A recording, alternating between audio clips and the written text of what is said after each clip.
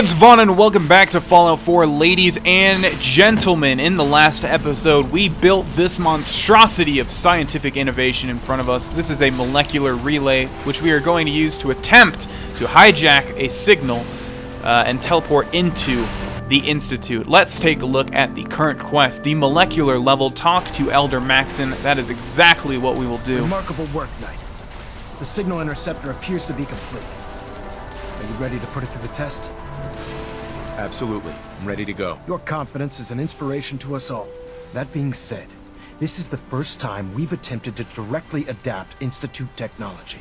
When we throw that switch, we don't know exactly what's going to happen. God willing, you'll end up inside the Institute, and the mission can continue. Nothing's gonna stop me when I'm so close to the answers I'm looking for. Eager to get inside, huh? Good. Now, I want you to listen very carefully.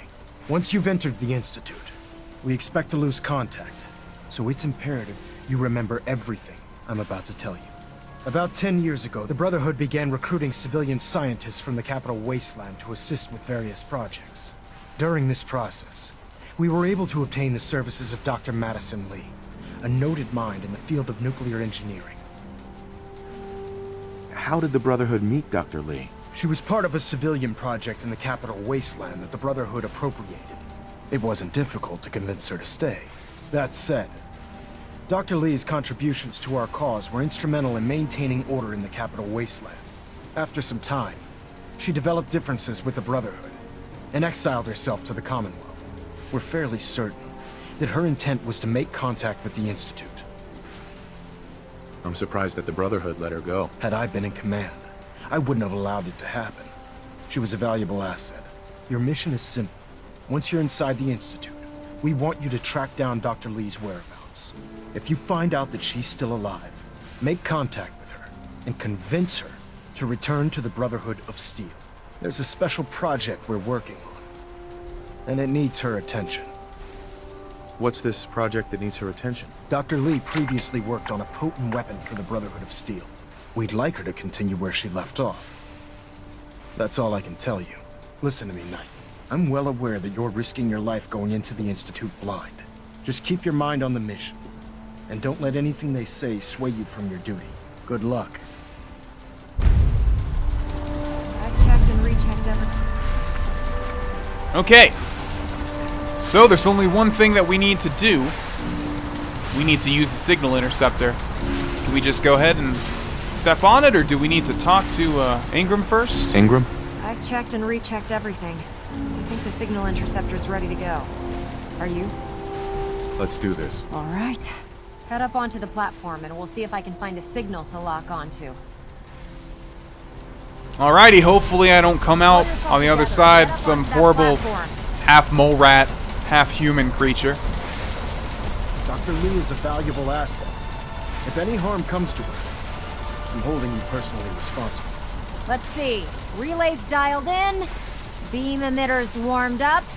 Everything looks green. Let me start scanning for the signal. Cross your fingers. I'm inputting the code now. Wow, there's a heck of a lot of interference and ghosting.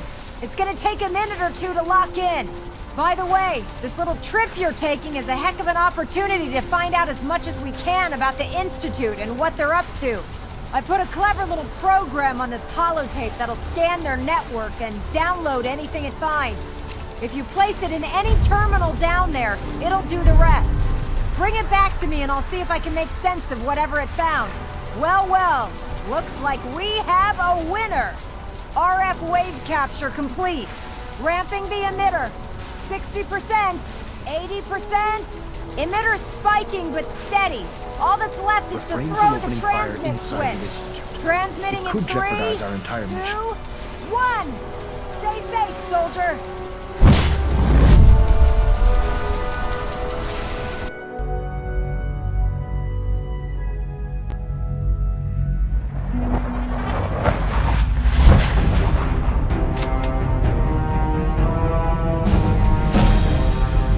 Alrighty, well, we've successfully teleported somewhere. We're obviously in a chamber of some sort. Also, we have leveled up here. No locksmithing, no hacking, no sneaking, no ninja. We can put a point into the Lone Wanderer, though. When adventuring without a companion, you take 30% less damage and increases carry weight by 100. Carry weight hasn't really been an issue too much in this Let's Play so far, but 30% less damage is pretty significant, I think. Let's move forward and see where in the world we are.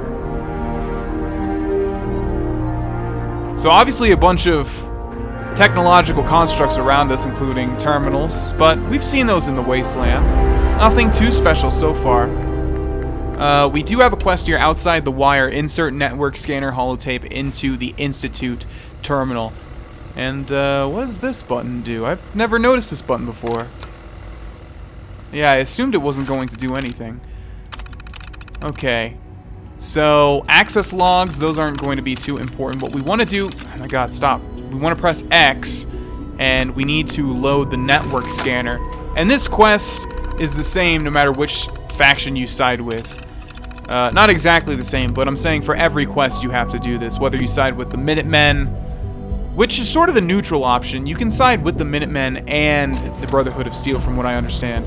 Or the Railroad or the Brotherhood of Steel. They each give you, like, one of those holotapes. I wondered if you might make it here. You're quite resourceful. I'm known as Father. Broken. The Institute is under my guidance. I know why you're here. I'd like to discuss things with you face to face. Please, step into the elevator.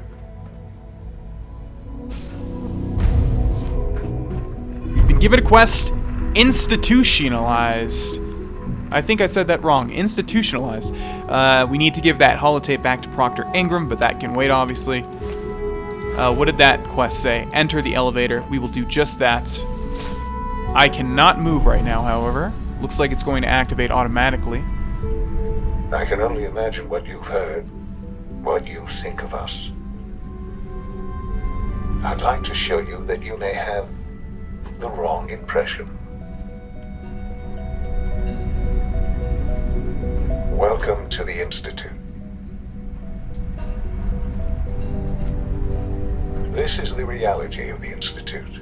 This place, these people, the work we do. For over 100 years, we've dedicated ourselves to humanity's survival. Decades of research, countless experiments and trials, a shared vision of how science can help shape the future. It has never been easy, and our actions are often misinterpreted by those above ground. Someday, perhaps, we can show them what we've accomplished. But for now, we must remain underground. There's too much at stake here to risk it all. As you've seen, things above are unstable. I'd like to talk to you about what we can do for everyone. But that can wait. You are here for a specific, very personal reason. You are here for your son.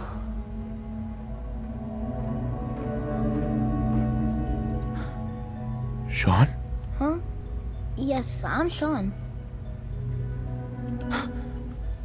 Sean? Oh my god. It's really you. Who are you? Sean. Father, what's It's going me. on? What's happening? I'm your dad. Sean, are you okay? You're not hurt, are you? What's going on? Father? Father! Shh, shh. It'll be okay, Sean. I'm here I now. don't know you. Go away. Father! Father, help me! There's someone here, help me! Who is Father? Where is he? Father? Father, help me! He's trying to take me! Father? Father, help me! Sean.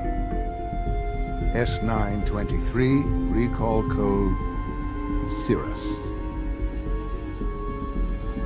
Fascinating, but disappointing. The child's responses were not at all what I anticipated. He's a prototype, you understand. We're only just now beginning to explore the effects of extreme emotional stimuli.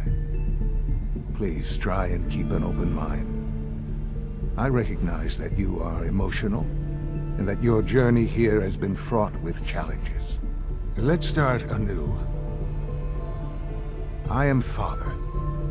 Welcome to the Institute. Give me Sean. The real Sean. Right now! I know. I know. You've gone to such lengths to find him. I'll make this very simple. Where is my son? He's here, in the Institute. Closer than you think.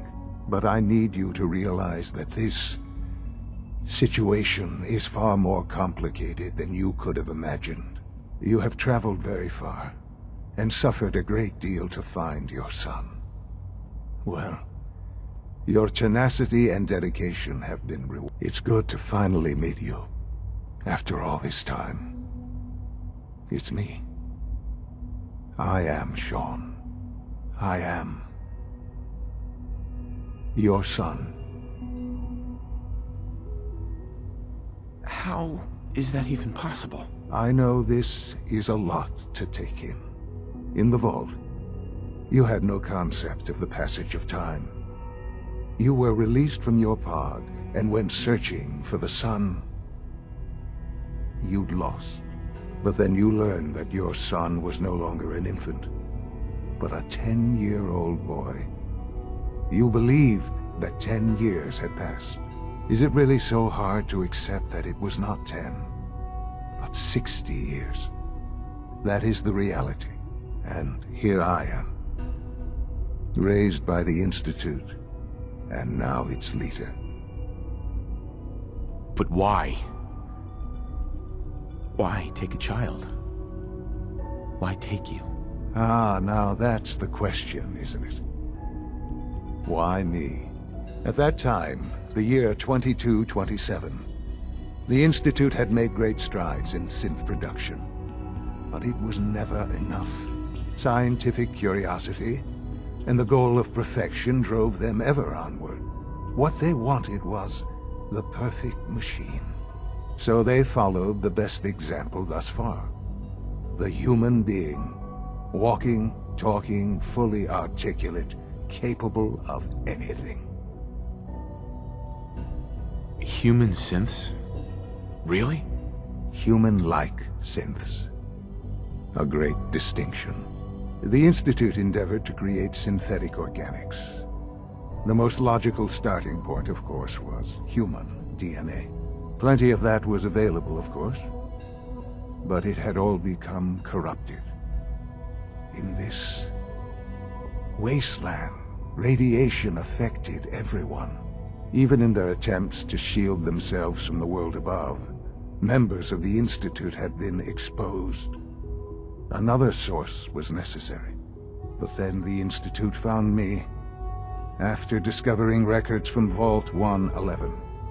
An infant, frozen in time, protected from the radiation-induced mutations that had crept into every other human cell in the Commonwealth. I was exactly what they needed.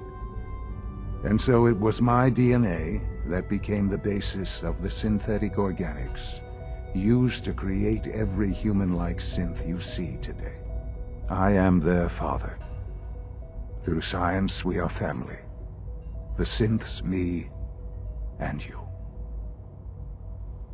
Sean. It's really you. It really is. I know you must have questions. Please. Anything I can do to help you understand. Your mother. She never got to see you grow up? Yes. What happened to her was... I've gone over the records of the incident, of course. It seems her death was an unfortunate bit of collateral damage. Collateral damage?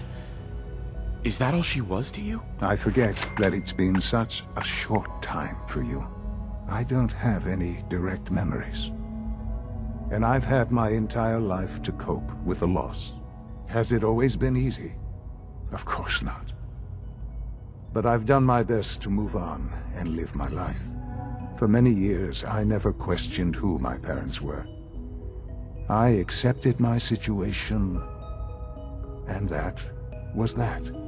With old age comes regret. And asking what if more often.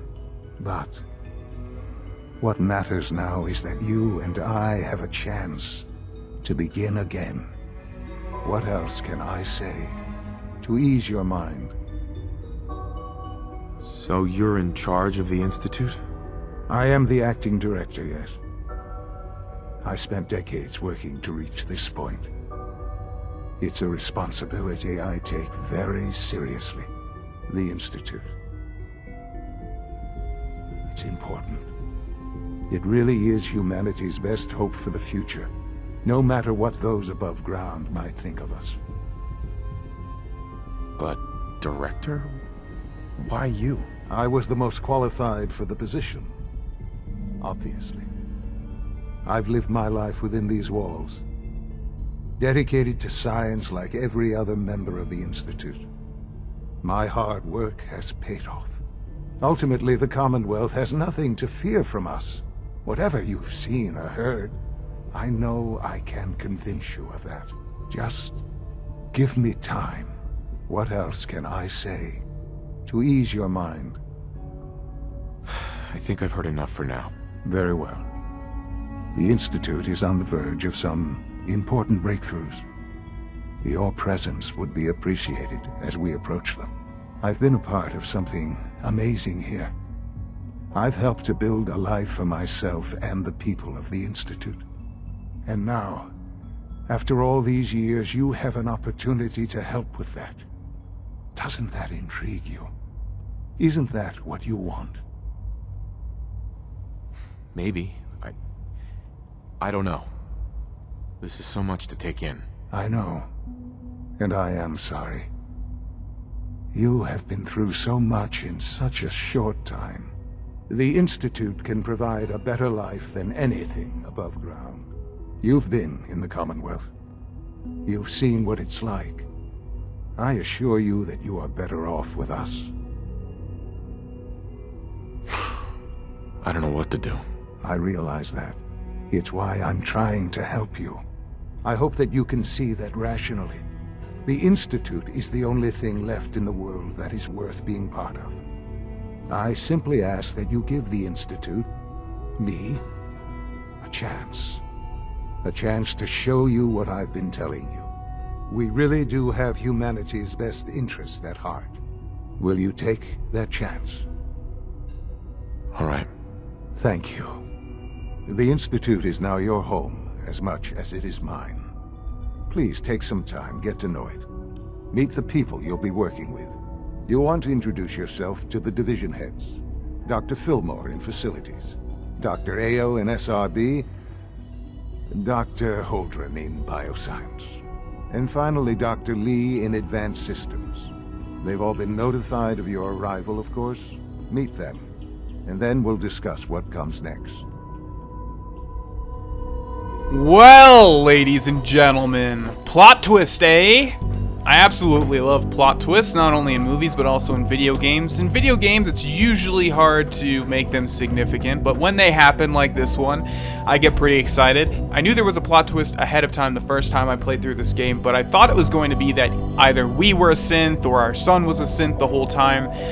But no, the plot twist is that our son is actually older than us and the head of the Institute. All because we didn't know exactly how much time had passed when we were cryogenically frozen for the second time after Kellogg abducted Sean.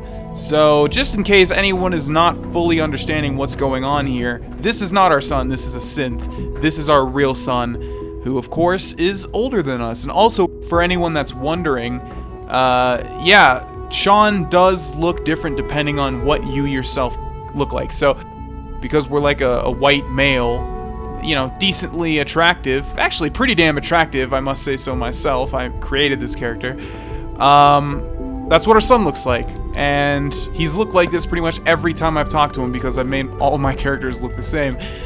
But anyways, we're going to end this episode here, ladies and gentlemen. For anyone that's seen this plot twist for the first time, you can go ahead and think about that for the next 5 minutes, because that's pretty cool. I will see you guys in the next episode where we will explore more of the Institute. Thanks for watching. Bye-bye.